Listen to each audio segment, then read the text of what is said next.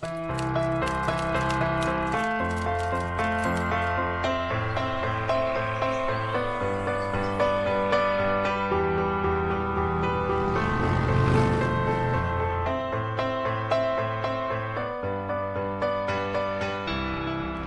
this is Jeff Zeig, and here I am in Anaheim, California, where I'm doing a site visit for the December 2017 Evolution of Psychotherapy Conference. But I'm also here to offer you another 5-minute tip for therapists for making therapy a more effective and a more enjoyable experience, not only for the client, but also for the therapist.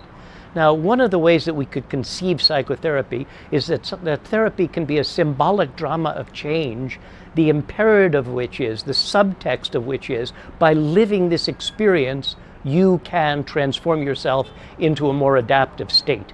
Clients get lost in maladaptive states, being disconnected, unmotivated, irresponsible, and we need to have a technology for helping clients to change their state, not just a way of giving them information that changes their cognitive structure or a way of giving them some behavioral homework that helps them to do things different. We need to be able to do things in the therapy room, in the consultation room, that helps people to get a reference experience.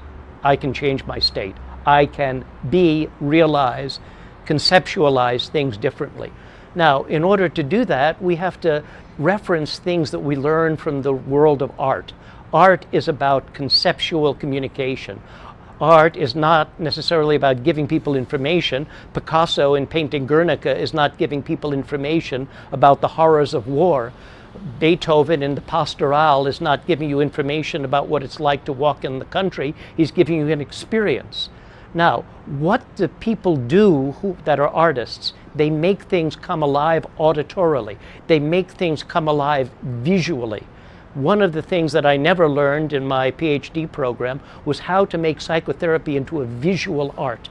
And one way that we can make psychotherapy into a visual art is by making gestures.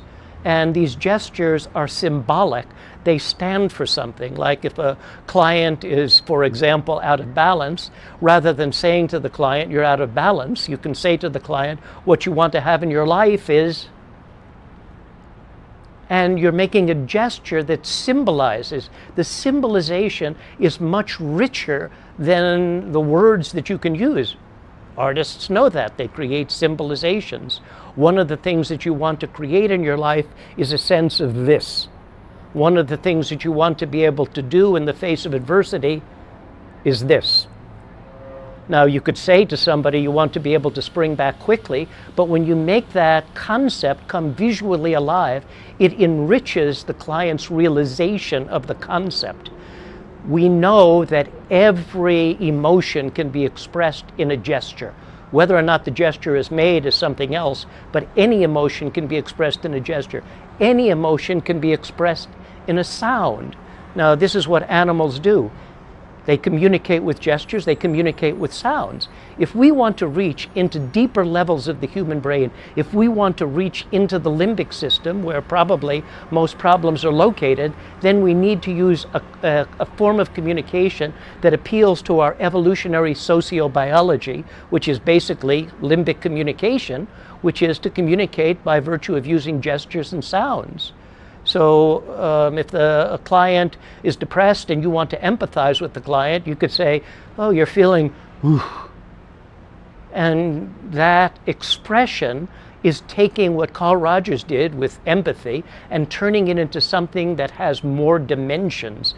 Make the moment come alive. If you want to avoid therapist burnout, if you want to appeal to ways in which you can create reference experiences that will transport a client from a maladaptive state to an adaptive state, think in terms of the gestures and sounds that you can use. Again, it's a kind of metaphoric technique.